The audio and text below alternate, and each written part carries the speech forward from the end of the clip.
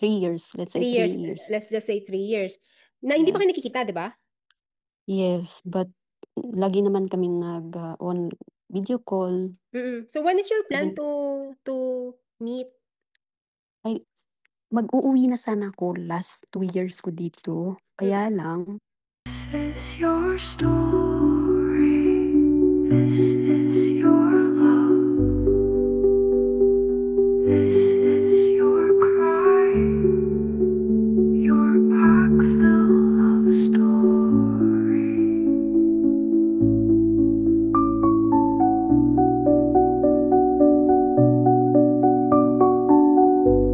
Hi, Kandosi. Good evening, everyone. So, welcome to our community. Welcome to our channel. By the way, if you're new to this channel, my name is Ernst. And today, we have a special guest, si Anne. She's from Saudi, and she's here to share her story. Hi, Anne. By the way, hindi ah, niyo makikita si Anne kasi we chose to be private person kasi siya, so we have to respect yes. her decision, 'di ba? So kung gusto niyo din mag-share ng story, we are open and we will keep your identity private as of course as a respect sa inyo. By the way, hi Ann, kamusta ka? Magpakilala ka muna, nabubulol ako. Magpakilala ka muna. Hi, ako si Anne Villalon from Philippines. Nakatira ako sa Bulacan and may isa akong anak, 10-year-old, coming 10, boy. And ngayon, nandito po ako sa Saudi as lahat po ng caregiver po ako sa Pilipinas. And then, pumayag po ako sa maling desisyon, maling desisyon agad na DH po yung enter ko dito. Mm. Pero, ang kinaganda naman po, caregiver talaga ako ng mama niya. Okay. Pero yung contract ko is DH. Pero dapat mali po pala ng desisyon kasi ano nila ako para akong hawak sa leeg, ganun. Mm. Pero, Yes. kamusta naman yung work mo? Okay ka naman? Safe ka naman ngayon? Opo, safe naman po. Simula nung mayroong mga homesick, Mm-mm. umiiyak, ganun po. Siyempre, malayo po ko sa anak ko, Mm-mm. sa pamilya ko. Tapos, nag-start po um, naglolo ko na po pala yung kinakasama ko ever since. Oh, Filipino. Yes. Filipino. Okay. I first since college, siya na po yung naging boyfriend ko. So, Oh, okay. simulat sa pool first po. So, I spend time with him like 12 years na po. Wow, 12 Yes. years. Long time. Yes, napaka-loyal. Oo, okay. And, yeah, and look forward, ayun po, nag-cheat siya. And I do pray. I fasting 1 month, same as my employer. Pinapipray ko siya na mag-ano. Kaya lang po, hindi na po pala talaga Mm-mm. kayang ayusin yung mga bagay na hindi na pala talaga ayos. Wait lang. Kasal kayo or? Yun nga po I insist, 2 years old pa lang yung anak ko po. Ako na yung Oh. nagpupumilit na magpakasal. Kasi pinasok namin yung bata sa school, sa Mm-mm. Catholic. Ngayon, Mm-mm. hinanapan po kami ng marriage. Mm-mm. Mm-mm. Tapos kinausap namin yung parents na magpakasal kami, pero ayaw ni boy. Yung Yes. ex-Filipino, ano mo, Yes, yes. ayaw niya So parang, magpakasal. opo. So parang hindi ko na rin yun in-insist po, hindi ko na rin po ano. Pero even, syempre pa, as woman, Mm-mm. na-hurt ka kasi ikaw lang yung hindi kasal doon sa Mm-mm. classroom. Pag nagmi-meeting yung mga parents po, ganun. Oo, I understand. Tapos, I decide to go abroad, which is not good. But hindi naman po sa not good. May good influence sa akin. Mm-mm. And doon namin nalaman na hindi na pala kami talaga okay. When Na was this? meron. Kailan to It nangyari? happened 2020. Oh, so it's like 5 years ago na. Yes, it's like 5 years ago. And then forward, I met this Pakistani man around 2022. 2020, ilang No, years? 2021. Oh, sorry. Okay. Yeah, 2021. So, 4 years na kayo. yeah, almost. Because Oo. yung 1 year na yon hindi ko po siya pinapansin. Kasi mas bata siya sa akin ng 3 years. Mm-mm. So, ayoko po ng mas bata sa akin kasi baka mature. Mm-mm. Ilang taon Eh, siya? yung Sorry. now, he is 30 and I'm 33. 30. Ah, okay. Ano na naman? 5 Yes, years lang naman yung gap nyo pala. yes. He's currently live in Dubai too. Ah, sa Dubai siya. So, paano Yes, kayo and nagkakilala? pharmacist. Ano, hindi ko alam eh, parang nirecommend siya sa akin na ano, parang ito yung i-text mo ganito. Hindi ko rin alam or randomly Okay. pipi yun tapos sana ano lang din ako, hindi ako ma-entertain na tao kaya nga may 12 years akong relationship. Ah. Hindi rin ako ma-easy to get Okay. kasi hindi ko mayroon akong standards, Of course. mga We should gano'n. have, actually. Yes. Mm-mm. And then, siguro nakuha niya ako sa part ng, masyado siyang magalang, may Mhm. respeto, which is hindi ko yun never ko yun na-experience sa ex ko yung may respeto. Kasi naging battered ako. I'm sorry. Oh. Yes. For those Yes. years na magkasama kayo, I think, when yeah, was, before when, ako ma-pregnant, nangyari na yun, yung oh, nag-start na siya na nananakit. nananakit? Yes. So, nung nag-decide na ako na, okay, I will go far, just in case. Pero, yan, mali, mali nga, pero may tama din na may tamang pangyayari din na ginawa ko para sa sarili ko. Mm-mm. Kasi ayoko yung bata na kasi nagkukwento nun sa doktor nung nagpa-medical legal ako. Oh. My son that time, it's 3 years old. Oh, 'di ba? Yeah, 2 years old lang siya. yeah. So, very traumatic yun para sa akin bilang nanay. Understand. Tapos, ayun, hindi ko pa kinukwento ayun, nagkakilala kami, start chatting na ni Pakistani. Mm-mm. And tinago ko yung buong name ko, even my son, I hide even what I'm doing here in Saudi, will just only texting, parang pang pastime mo lang. Then, I, wala talaga akong feelings. Nag-develop na lang siguro siya ng 1 year na. Because, paano niya akong tas itinapat ko na sa kanya yung sino talaga ako, ano nangyari sa akin. Mm-mm. Ang unang sagot lang niya sa akin that time, um, paano kayo nagkaanak? Ewan ko Ah, kasi first time ko naman naka-encounter ng ganong tao. Paano kayo nagkaanak na walang kasal? ah. Yun yung unang, That's the usual question. yeah. And then, the second one, aminin ko daw lahat. I mean, be open. Okay. Yun yung gusto niya. Kasi deserve niya yun malaman Mm-mm. na kung papasok ba ako dito sa ganitong relationship, gusto niya yung transparent. Mm-mm. Yung, parang maging ano kami, clear as water. Oo. Oo. Like you always say, yeah. Mm-mm. And then, yeah, sinabi ko na lahat. And then, I suddenly cried because he cried. I, hindi ko alam kung bakit siya umiyak. Maybe, na-touch or maybe, I don't know, nakita niya yung vulnerability ko as a Oo. woman. I don't know. Oo. And then, um, ano ko sa kanya. Hindi ko na siya nireplyan, binlock ko na siya. Bakit mo binlock?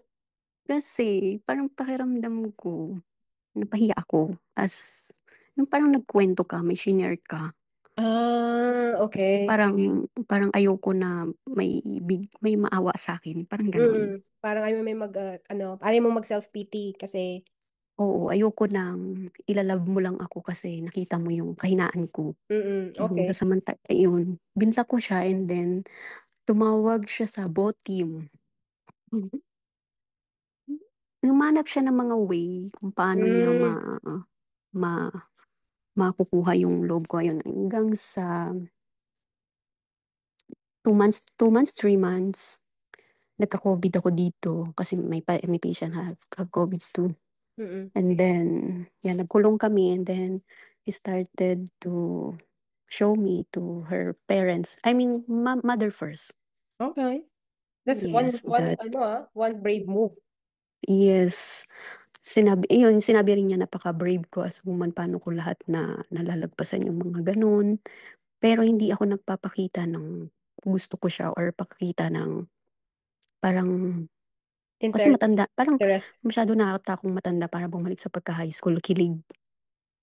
Baka Parang inano mo na gano'n. yung sarili mo, parang nilimit mo kasi nga due to your past experience. Alam mo yun, minsan kasi 'di ba, you try to mask yung alam mo yun, yung ayaw mong madala kasi baka na-trauma ka sa past mo.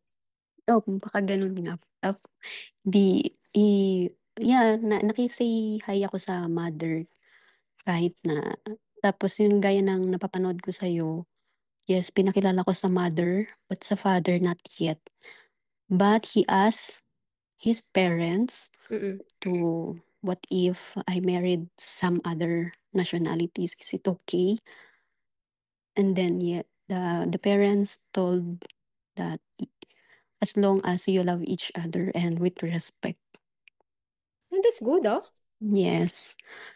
Um, hmm, hindi ako makapaniwala kasi yung unang tingin ko sa mga Muslim dati nung kapag nasa Pinas ka pa, Mm. parang bad Mm. bad image. Oo, Pero nung nakilala ko sila, yung lalo na yung pamilya niya, especially yung parents, kung paano nila ako tini-treat bilang babae, parang napakasuwerte ko ata. Ata pa oo, kasi hindi ko pa sila nga na-meet pisikal. oo. Pero at least that's the brave, I mean, one of the initiative na he took, which a lot cannot. Yeah, So that's y one advantage din. yeah, I actually, ask question, not all your question that I watch in your YouTube. Mm. Like, uh, what if ipakasal ka ng parents mo sa cousin mo or sa Oo, ganito, oo, or arranged marriage. oo, He always insists na yung family niya hindi kagaya ng mga naririnig ko, nakikita ko, hindi gano'n. Kasi oo, from elder sister, yung parents niya mismo ang nagsasabi na yung i-choose nila yung love marriage mm, para kapag daw namatay yung parents niya, wala daw silang sisihan. oo. At least, 'di ba, they're very understanding. Hindi lahat ganun. Yes, kaya na hanggang sa napapamahal na yung nanay niya laging nag-hi sa'kin, yung tatay niya. Natakot ako dun sa part na napanood ko yung last, na parang pati cousin, 'di ba, nag-hi. Tapos in the end married pala dun sa nilang kamag-anak na parang dun ako natakot na baka may ganun din ako, Ano na yung nag-doubt ako. ano yung napanood mo na nag-cause ng worry mo? Yung parang pumunta siya sa nakalimutan ko yung name niya. Pumunta siya sa Pakistan tapos marry pala siya sa cousin or ta's pinapalabas doon na sister ata, yun. Mhm. Tapos nung pagpunta niya daw doon sa Pakistan, cousin pala yun na minarriage nung boyfriend niya. Dun ako natatakot kasi nga, 'di ba, naman ang Muslim, eh, puwede silang magkasal ng more than 3 times. Mm. Parang gano'n yung napanood ko. So, sa mga pinakita niya, pinakilala ka niya, yung status ng relationship mo or paano mo masasabi na kasi 'di ba sa span ng kailan kayo nagkakilala, 2022? In 3 years? 2021 Twenty nagcha-chat na siya sa'kin nagcha-chat pero na siya sa'yo? ini-ignore ko siya, Oo. yeah. So the relationship really is parang mga 2 to 3 years. 20 Kumbaga, yes, 3 years, let's say 3 3 years, years. let's just say 3 years. Na hindi pa kayo Yes. nakikita, 'di ba? Yes, but lagi naman kaming on video call, Mm. So when is your plan even to meet? ay mag-uuwi na sana ako last 2 years ko dito, kaya Mm. lang yung patient ko nagkasakit siya. Okay. So hindi ko talaga siya maiwan kahit Mhm. even I took college online, graduating na ako pero hindi talaga nila ako mapayagan na umuwi. Ilang years ba ang ano mo, ang contract? 2 years. I came here 2021. So nag-renew ka na ulit? Yes, nag-renew ko ulit. Kasi nung time na yun, ano siya, mapapasok na yung kontra ko, so kailangan niya i-renew. Mm. Pero Um, ano yung pinaka-ano niyo, pinaka-plano niyo? Kasi you still have to meet each other, 'di ba? Para alam mo 'yun, to know him personally. And masasabi mo ba sa current status ng puso mo na fully healed ka? Kasi the way you tell your story, madami talagang doubts sa ganitong klaseng relationship kasi nga madami kang makikita sa social media, madami kang makikilala or makaka-chat or even sa community na sinishare ko yung mga stories, 'di ba? My question is, ano yung status ng puso mo talaga when it comes to having a relationship? Kasi hindi lang kasi siya being with a Pakistani eh. Sa Mm, naging past mo, medyo traumatic siya in a way. mm. Kaya Na baka naman, yung mm. oo. So ano yung paano mo masasabi na yung puso mo is Para fully healed or recovered? Parang ganun.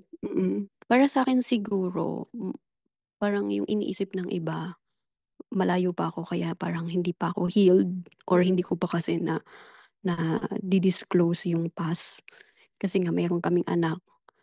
Pero sa both family na nag-usap na kami na hindi na babalik yung dati, parang na-realize ko kasi ngayon na yung worth ko mas okey na lang na single, gano'n kaysa True. mangyayari yung kalakihan ng bata yung dapat hindi makita. Mm-mm. So, pinili ko na lang muna yung peace of mind ko hanggang sa nakilala ko na itong si Pakistani. Let's say, napaka-unfair naman sa kanya kung lagi kong iisipin yung past. Which Exactly. is wala naman siyang ginagawa sa'kin kundi siya nga even kapag may stress sa part ng anak ko about sa ex ko, lagi niyang concern yung pagiging peace ko Mm-mm. na tinutok daw ng ex ko yung pagiging peace na binibigay niya sa akin. Mm-mm. Oo, tama. Si si Pakistani kasi kahit na 3 years yung old ko sa kanya, siya yung mas parang father figure, kuya figure. Mm-mm. Yung parang siya yung a-advice na anong gagawin, ano muna yung hindi gagawin. Mm-mm. Mas matured Pero siya. hindi yes, mas matured siya kaysa sa'kin. Okay. Mas, siguro kasi siya yung nag-iisang lalaki sa family niya. Mm-hmm. So, parang mas yung respect ng family niya. Mm-mm. Kahit siya yung bunso, mas higher. Mm-mm. Parang pero never siyang wala naman akong nakikita na doubt na eto na nga kaya ako nagkasal din. Kasi bakit mo pa papatagalin kung wala ka rin naman nakikitang masama? Yung Ah, parang ah, ano? Sorry. 'di ba nagpakasal ako online? Oo, nagpakasal ka online. So, Oo, syempre kailangan malaman parang ng mga, ano natin to, yes, natin. nagpakasal ako online. When did you Dapat decided na magpakasal online without meeting the person? pinag-pray namin both. Okay. Siya nagpe-pray siya in Muslim, Mm-mm. ako nagpe-pray ako sa Catholic. Na kapag naging smooth lahat ng, papers namin, which is yung pagkikita lang ng hindi. Kasi yung Saudi medyo mahigpit pagka nag-tourist siya dito, eh. Mm-mm. Eh, wala naman silang kamag-anak dito. Mm-mm. So, parang Oo. yung pino-pray namin yung pagiging smooth, yung parents to parents, family to family. Kung yung gano'n na pangyayari wala namang problema. But meron lang akong isang concern about sa son ko, na hindi ko sinabi sa anak ko na about kay Pakistan kasi but they did video call once. Mm-mm. Pero hindi ko masyadong pina-close kasi iba yung mind nung ex ko, eh. Bini-brainwash niya yung anak ko. Oh, okay. Kaya hindi ko na yun inulit yung pagpapakilala. Okay. And So, then, uh, ah, ano yung gusto tanong ko mo, lang kailan kami Gusto ko lang itanong mo na yung nagpakasal ka. Siyempre kasi madaming iba-ibang opinion when it comes to the online wedding without meeting. So, 'di ba, recently may pinost kaming ganong question. Marami rin oo. lang nag-comment. So, gusto ko lang malaman din sa perspective mo na ginawa yon. Like, Siguro uh, yung part ko, yung let's say 2 years na conversation, 24 hours. Even siya yung kapag nag-study kasi ako online, even kapag wala akong maisagot online dun sa araw ng exam namin, siya yung nagsasagot.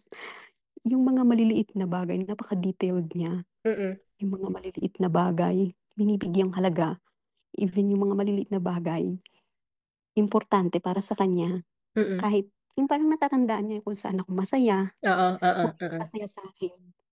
Alam ko, kilig-kilig gano'n. Kasi nga parang binalik niya yung pagka-high school ko. Yung natatawa nga yung mga kapatid ko kasi parang binalik niya yung pagka-high school ko. Tapos yung parang pinapasaya niya ako ulit na which is hindi yung nagawa nung past. Yung nagpa-decide sa'kin nung ngayon, bakit ko ba papatagalin yung mga bagay na parang binigay sa'kin. Mm, Which hindi ko naman siya pinagdasal. Ang pinagdadasal ko yung ex ko. Kasi nga magbago ka na, gano'n. Pero yung binigay sa'kin, more than sa ex ko, na mm, dapat ito deserve ko. Ito pala ako dapat, ito pala yung babae na dapat ikaw. mm, Kasi pati yung respeto mo sa sarili mo minsan nawawala na kapagka may mga taong mababa yung tingin sa'yo, eh. mm. That's true. Pero yung binibigay niya sa'kin na minsan nagde-decide siya na parang parang tatay, parang hindi ko alam kung anong love or siguro naghahanap lang ako ng love sa parents or gano'n. Pero parang yung kanya kasi parang all in one. Mm, Nag pinaka dinicide ko na, okey sige i-marriage na namin 'to kasi wala na naman na kaming nakikitang sa kanya kahit sa mga event, present ako online sa kanya. mm, Tinuturo niya kung sino-sino yung mga mami niya na mm, mami ko soon. So, parang pinapakilala niya ako. mm. Wala naman akong nakikita na parang parang may, um, alam mo yung parang ikaw na nga mismo nagsabi 'di ba tayong mga babae malakas yung Instinct. pakiramdam natin. Oo. Yung kasal nyo, registered siya? Actually, not yet. Kasi nung pinadala nila yung papers sa'kin dito na kailangan ng signature ko, Oo, and then I send it to my father in Philippines, and then my father sent to Pakistan. oo, Now yung papers na yun, nandoon na siya sa isang I think yung teacher niya nung Muslim, oo. kasi nakita ko siya sa ano, eh, na sa kanya binigay yung paper. Even I have connected sa CCTV ng bahay nila. So, basically, nag-aantay pa kayo ng paperworks. So, yun nga, sabi ko, ako naman, sa ganong klaseng setup na nagpakasal ka without meeting the person, I mean, it's still your decision. I mean, decision mo na ginawa mo yun kasi, syempre, tingin mo kung ano yung tama para sa'yo, di ba? So, now, yung next step nyo is to meet each other. You really have to meet each other, di ba? Hindi naman pwede kayong kasal, Yeah, tas online, tas wala naman kayong, kumbaga, physical interaction. yeah. So, when is your plan to meet personally? Yeah, magmi-meet kami this March. Actually, medyo mhm, still months to wait. Mm-mm. Saan kayo But makikita pala? um, plan sa Pinas, pero ang gusto ko kasi masolo ko yung time ko sa anak ko. Mm-mm. Ayoko naman na makikipag-vacation ako kasama yung anak ko na nandun na si Pakistani. Parang ang pangit naman ng image nun para sa bata. Mm-mm. So, ang gagawin muna namin is, mahirap kasi yung sitwasyon ko ngayon sis eh. Parang hindi ko alam yung employer ko kung saan niya ako i-didirect. Kung Pinas naman, wala naman akong problema kasi kasama ko yung anak ko. Okay. Pero ang plano siguro muna, magkita muna kaming dalawa Mm-mm. to to clear up things. And sabi rin niya sa akin, kailangan ko kasi physically daw i-present yung physical ko sa NADRA para daw Register. ma-register. Mm-mm. Yes. Actually, kahit siya ang mag-register, pwede na nun eh. Hindi naman na kailangan na nandun Ah, ka. Meron ding online na process, pero much better kung puntahan niya. yeah, So, sabi niya kasi meron pipicturean daw ako eh.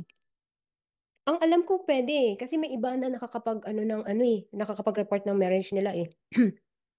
Tapos yung Mm, POC din, pwede rin yata online, alam ko eh. Kasi may isa akong nakausap na ganun eh. Anyways, you just have to figure it out. Ang pinaka-importante is yung magkita kayo, magkaroon ka ng papers, tapos you plan it accordingly din, 'di ba? So, sa overall ng story mo, ano yung pinaka nakikita mo magiging challenge ng relationship mo ngayon? Ngayon, siguro yung overall, yung hindi yung part ng challenge sa kanya. Yung challenge ko sa anak ko kung paano ko i-explain yung part na may hindi ko naman alam kung napaka-unfair ko ba na inuna ko muna yung sarili ko. Hindi ko which is isa na yung anak ko nasa ex ko pero ako yung nagsusupport. Hmm.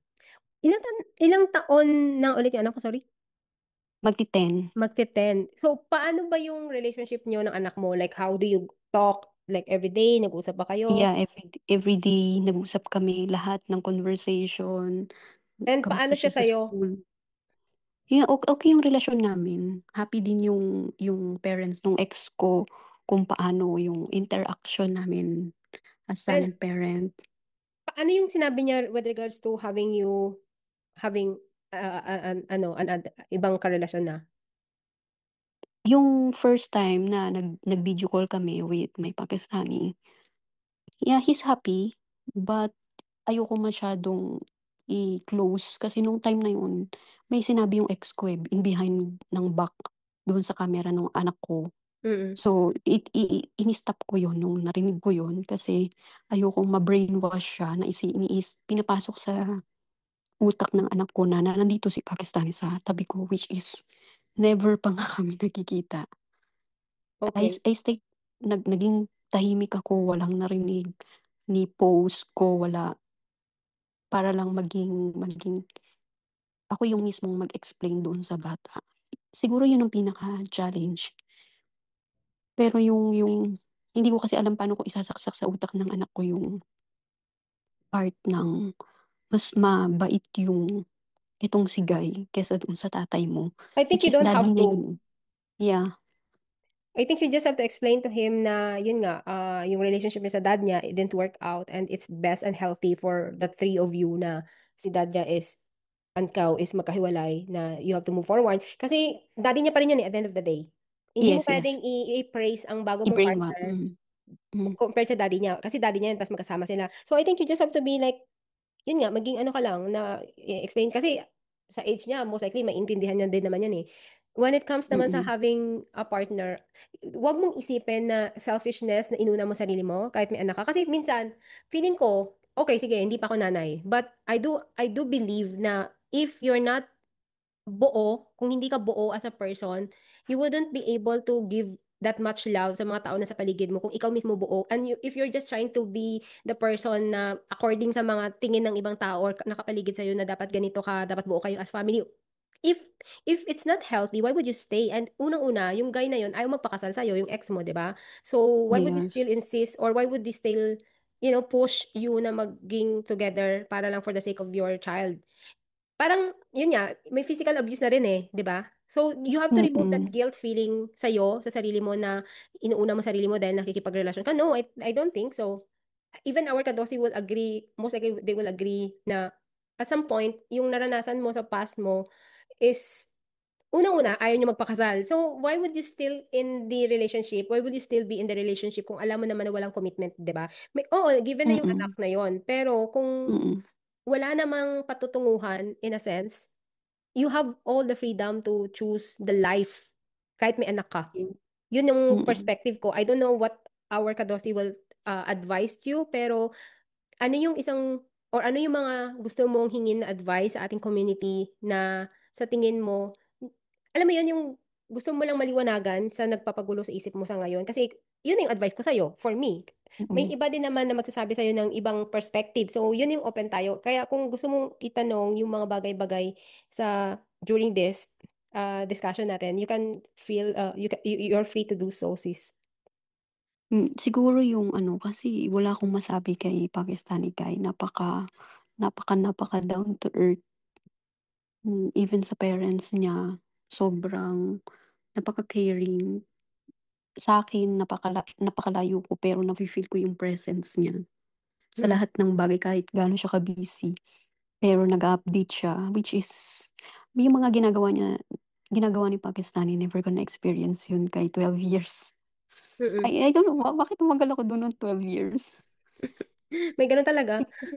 Oo, hindi ko rin maano. Pero ngayon parang parang mas bumabalik ako ngayon sa high school level. Okay, and it's Pero okay. You don't have to feel guilty about it. It's okay. You deserve parang it. yun nga nagi-guilty ako kasi masaya ako, pero No, may bata no. akong nasasaktan.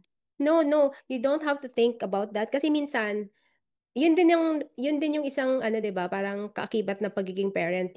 You have to think about your child. Pero yun nga sabi Mm, ko nga sa'yo, yung pagkatao mo kasi kailangan buo. Hindi pwedeng broken ka tapos magre-reflect din kasi yun sa magiging anak, sorry, sa anak mo, 'di ba? So kung paano ka mm, makakapagbigay ng all out of yung parang all out na love kung ikaw mismo is broken ka. So ako, mm, yun yung take ko sa situation mo. I will not, you have to work out yung feeling of being guilty dahil masaya ka. No. Hindi mo kailangan maging guilty. Pero that's something you have to go through with yourself eh. Minsan kasi, ano yan eh, parang pwedeng dahil sa upbringing mo, kaya ka nafe-feel guilty.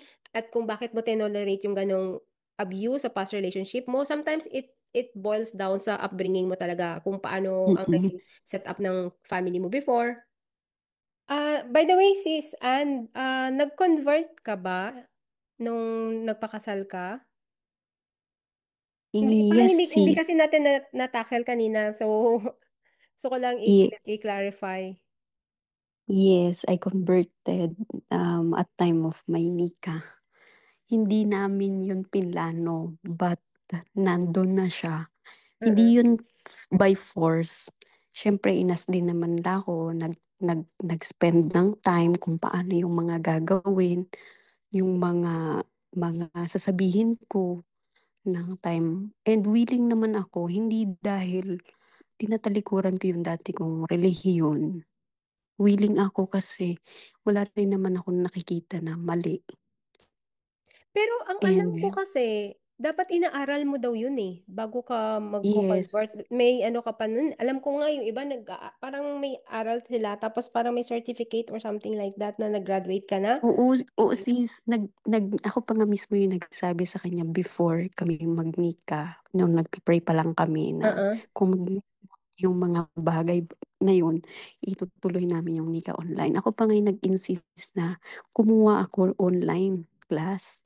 So, Pero meron kang sinasabi naman, certificate before ng kasal nyo or no, what? wala.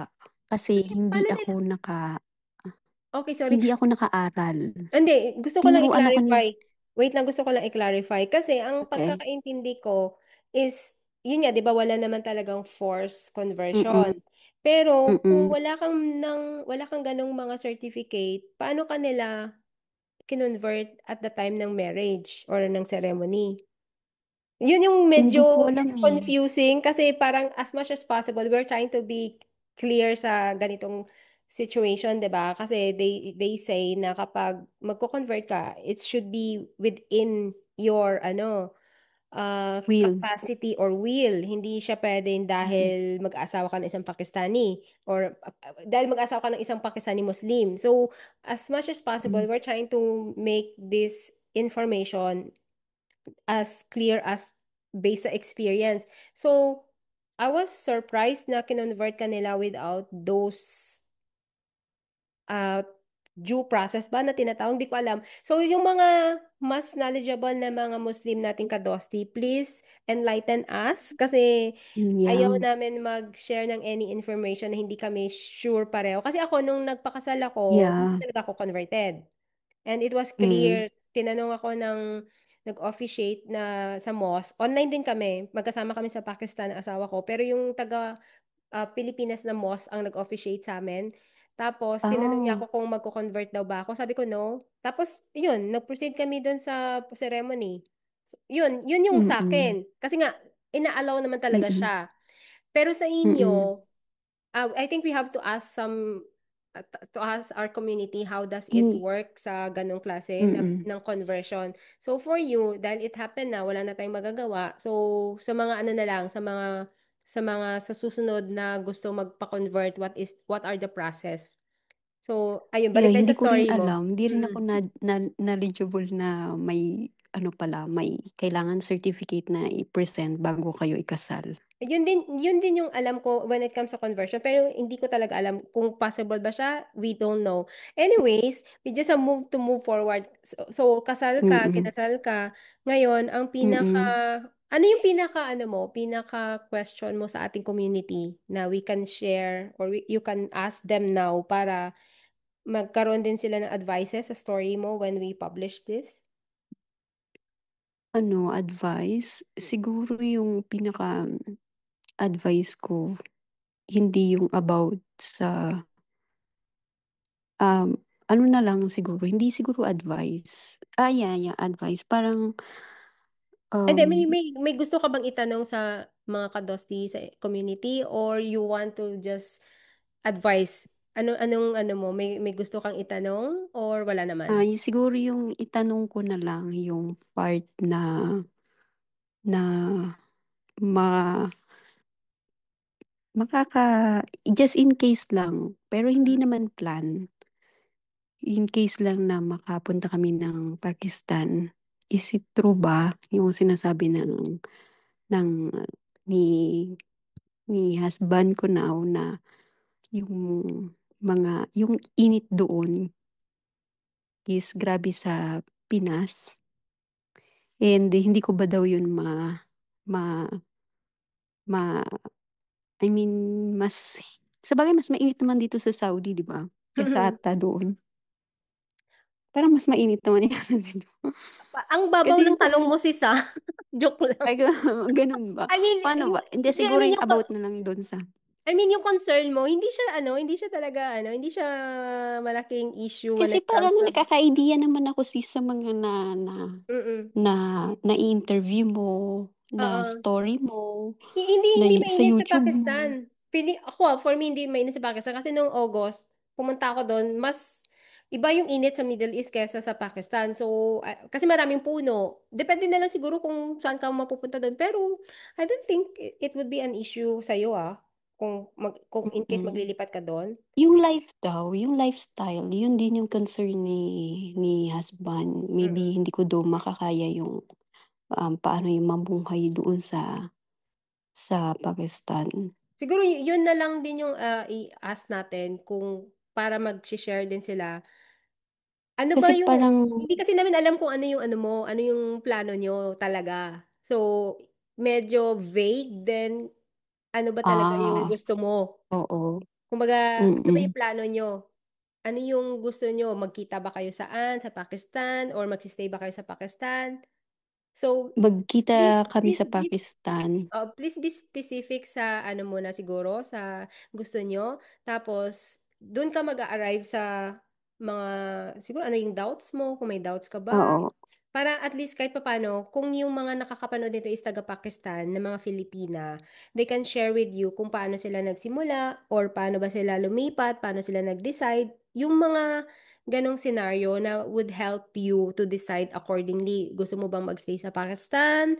Or you're gonna stay somewhere else? Mm-mm.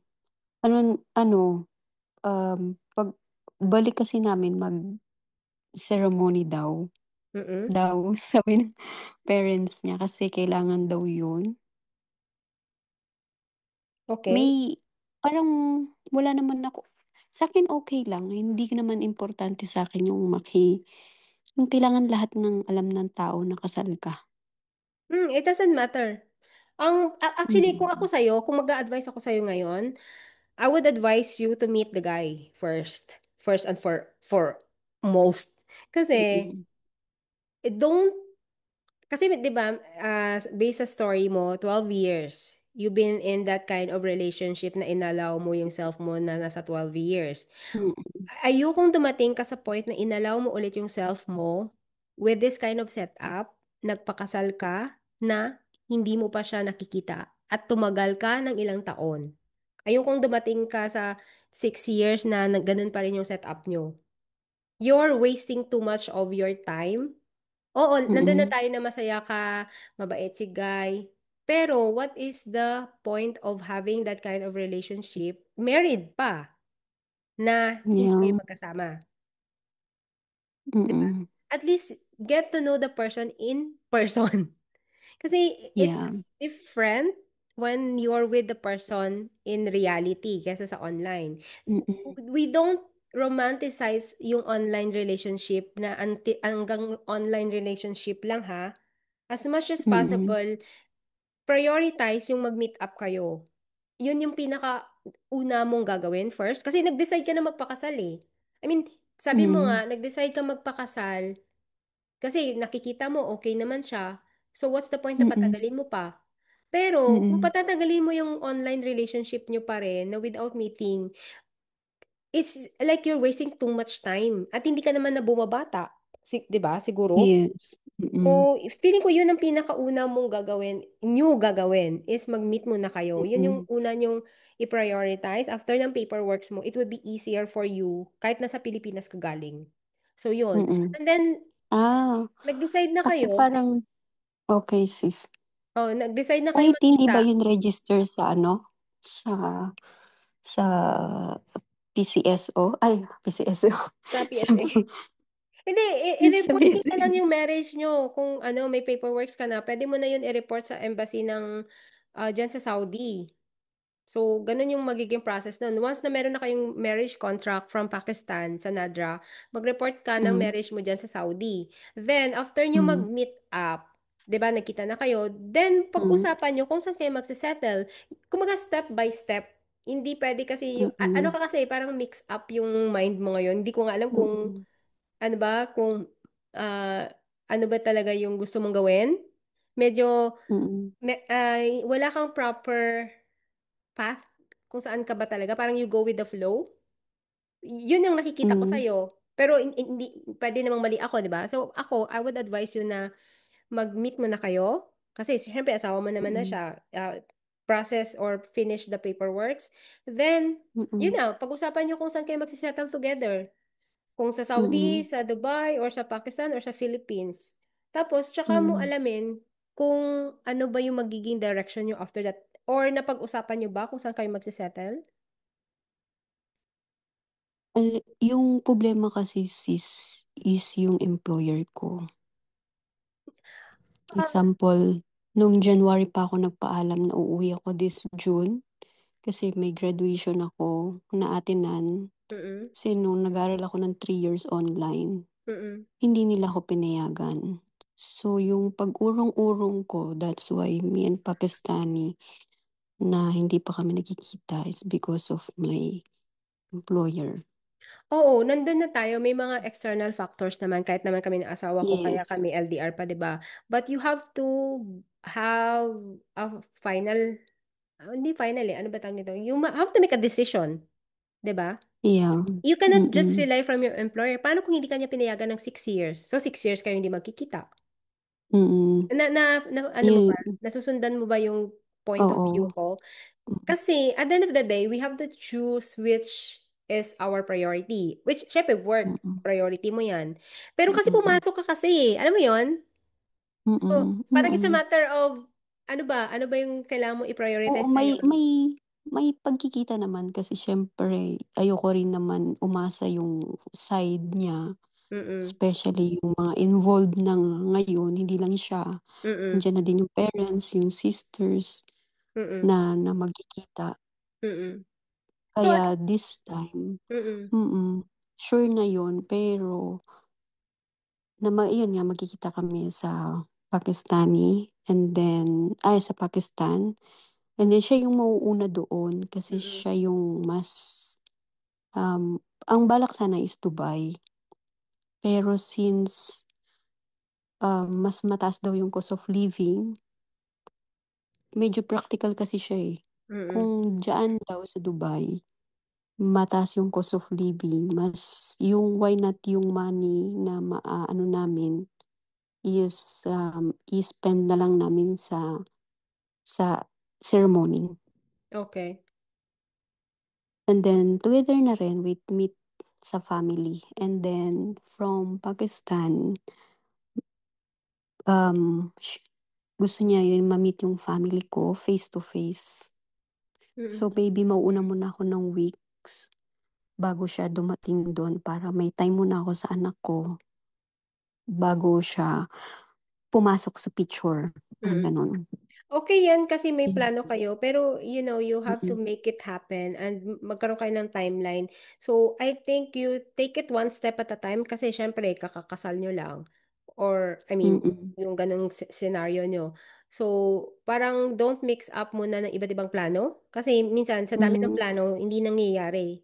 Kaya siguro you mm, cannot ask our Kadosti for now kung ano ba yung buhay sa Pakistan kasi you don't really consider living in Pakistan as of now, 'di ba?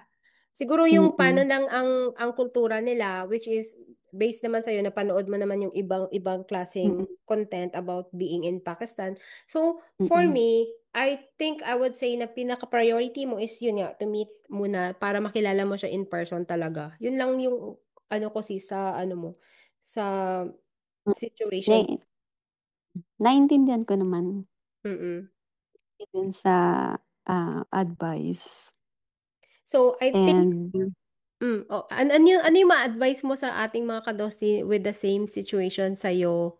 ano And, siguro, yung una is yung may ibang nagda-doubt na pagpapakasal online na hindi nagme-meet, so hindi mo pa alam na yung ugali ng tao,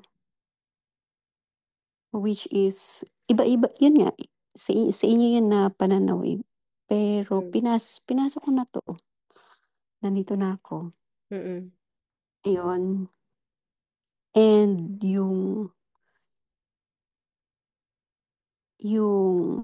yung gaya ng sinabi mo na i-totally healed mo muna yung sarili mo bago ka pumasok sa relation. Kasi hindi rin biro yung nangyari from past mm, na may trauma tapos baka in case mapunta rin yun doon sa second relationship na possible pa kasi ever since na hindi pa naman kami nakikita. Pero parang wala namang ganun na nangyayari. mm. Tingnan na lang natin sa future. Mag-update ka na lang sa life update mo kapag nagkita na kayo. At least, di ba, there's something to look forward. And I really appreciate yung pag-open up mo despite of, syempre, ikaw yung una kong na-interview na nagpakasal online without meeting. I mean, interview Mm, may nagchat-chatin sa akin before. oo. So, so, ano pa, may dadagdag ka pa sa advice mo? Ano din sa mga kapwa nating Pilipina, siguro may yung iba kasing ewan ko, hindi ko rin kasi na-experience yung iba na natakot din ako na i-open up sa present relationship ko yung about sa anak ko, na which is wrong. Mm-mm. And, may lalaki pala talaga na nag-e-exist. Mm-mm. Yes, na akala ko yung ex ko lang yung magiging forever ko, hindi pala totoo. Mm-mm. So, coming Ayun, at thank you rin sis kasi from start ng pagpanood ko sa video mo na sa Pinas ka pa, nag-pandemic, nagkaroon ako ng idea. Pero hindi naman idea na para, sabi mo nga doon sa may isang video, 'di ba? Bakit mo pa papatagalin kung nandyan na hindi ka naman na bumabata, nandyan na yung love na yung pumunta ka sa sa Pakistan na ikaw mismo yung pumunta, right? ah ano na yon? Ang asawa ko pumunta dito sa Dubai. Nauna siya pumunta. Ay, oo, oo, nakita ko ngayon. Pero yung Ah. pumunta ka doon para um, i-check hindi ko na Hindi, sa kasi dami ang ng ang video. setup namin is we visit each other. So either siya or ako ang Yeah. pupunta doon. Ah, So kung yung napanood ko kasi pumunta siya sa Dubai, mm pumunta ka ng Paki, how many times, even pandemic, right? Oo, pandemic at that time kasi ano ba? Kasi yung work ng asawa ko kasi hindi ganun kadali ang leave. Unlike sa akin, napaka-flexible ko sa work, lalo na ako work from home. So, ako yung mas Mm, capable to stay kesa siya kasi mahirap siyang magkuha ng NOC, yung no objection certificate. Dahil nga Mm. government job siya, medyo mahirap ang travel sa kanya. Medyo matagal ang Mm. process. So, kung sino man yung capable mag-travel, I would recommend or I would advise na to go. Pero, syempre, Mm. you have to know the person first. Hindi pwedeng Mm. pupunta ka doon nang hindi mo talaga siya totally kilala. Alam mo yon, at some point, kailangan mo pa rin Mm. talaga kasi ng safety precaution, ilang precautionary measure. Hindi naman, lagi ko sinasabi, 'di ba? You still have to be careful. Hindi pwedeng ura-urada porket sinabi ko na you can travel, you can travel. No, hindi naman. You have to do the safety precautionary measure and you make sure na the person is worth the visit kasi ang dami din naman scenario na ang nangyari pumunta na first time, nagpakasal ng first time, tapos, yun, it didn't turn out well. Kumbaga, kapag may Mm. nakikita na kayong mga red flags, online pa lang, you really Mm. have to think and to listen to your instinct kasi there are times na pinapakita na yung sign sa'yo pero you tend to ignore. So, yun yung mga bagay Mm. na exception to the rule, ha? Hindi ko sinasabing Mm. porket, alam mo yon, Mm. ipupush mo nang ipupush kahit na hindi siya okay. So, kung ikaw, may Mm. nakikita mo naman na maayos yung partner mo, di ba? Ikaw na Mm. ang makakaalam nun, to be honest. Hindi kami na Mm. manonood nito or ako na nag-i-interview sa'yo ngayon. Mm. At the end of the day, it's still you who knows him better. You just have to, Mm. yun nga, sabi ko nga sa'yo, you just have to make sure na magkita talaga kayo. Kasi, iba pa rin naman Mm. din na magkasama Yung kayo. Kumbaga, physical. Yeah. oo, to know him personally and his family as well. So, I think sobrang haba na ng, ano natin sis, ng Oo kwentuhan. nga, sige, sige. Oo. Pero I'm happy that you're able to share your story kasi this is one unique story din kasi people or kadosti who's watching this na may the same scenario as you, they would have an idea kung paano mo ginawa. And kapag, alam mo yun, i-update mo din ako from time to time sa journey mo when it comes to the paperworks. Kasi importante na meron kang paperworks ng marriage mo ha. Hindi pwede yung kinasal Mm. na kayo online. Hindi yun magiging Mm. valid at all sa by Mm. like by legality purposes ha. Okay, let's say applicable or allowed naman sa Islam ang nikah, which is the verbal, Mm. pero kung legality purposes, hindi siya valid kasi wala kang paperwork. So, Mm. I Mm. hope na makuha mo siya and I hope and I pray na magkita kayo. Yun lang yung para sa akin. And sana maging happy ka on your own kahit na wala yung mga tao sa paligid mo for the time being. You have to heal yourself fully and don't feel guilty on anything na ginagawa mo to be happy. Kasi unang-una, you have to be happy sa sarili mo bago ka pa magbigay ng love or happiness sa ibang tao. Yun ang pinaka kailangan mong i-work out sa sarili mo sa ngayon. I do hope na magkita talaga kayo one day. Update mo ko pag nagkita Mm. kayo. Yeah. Tapos, we will share it to the community kasi it's like a success story. Walang perfect na relationship as I always say. Mm. But there are also good Pakistani men out there, good Filipina women out there na mag na nagkita at naging mag-asawa in the end, 'di ba? Hindi naman perfect, pero there are always a happy couples out there na magsasabi na love still exists. So, sis, Yes. is there Yeah. anything else that you want to, Balitaan kita, sis. is there Kasi ilang anything, months na lang. yun nga, excited ako para sa'yo na just keep on updating me. Ako naman nagre-reply. So, is there anything last word, last say, bago natin i-end tong video? Ano na lang, thank you, thank you. Kasi malaking guide yung mga ginagawa mo para sa amin na Mm-mm. walang idea. And kahit na hindi ko naman sinasadya na magkaroon din ng Pakistani. Mm-mm. Kasi hindi ko rin na-imagine na mayroong second. Kasi nagpaka-single ako or parang wala na discriminate ka na sa love na pero meron pa rin. And sa guide mo, natutunan ako. Pero yung part na, yeah, medyo bulag ako doon sa nag-marriage kami online. Pero Okay. I mean, eventually, makikita natin yan kapag ka mm, ano, kasi hindi naman din yung si Pakistan, hindi rin naman siya yung parang red flag or Mm. may nakita akong once. Pero siguro kasi tama ka, yung physical, wala pa yung physical dun. Pero um, dahil sa guide mo, sa mga advices, maraming kang natutulungan. Thank And you. natututo kami sa ibang tao din. You just have And to. more power. Thank you, sis. Thank I you. wanna meet you soon. Of course, if there's a chance, di ba? Malay mo sa Pakistan. Char. Oo, Anyways, malay mo doon pa. thank you, sis Yeah, Anne, for thank you. sharing your story. And I do hope na whatever challenges you face in the future, you and your Pakistani husband would be able to surpass it. And I do believe true love exists in this community. So good luck and God bless. And I hope to Yeah, God get bless. an update from you soon. So thank you so much.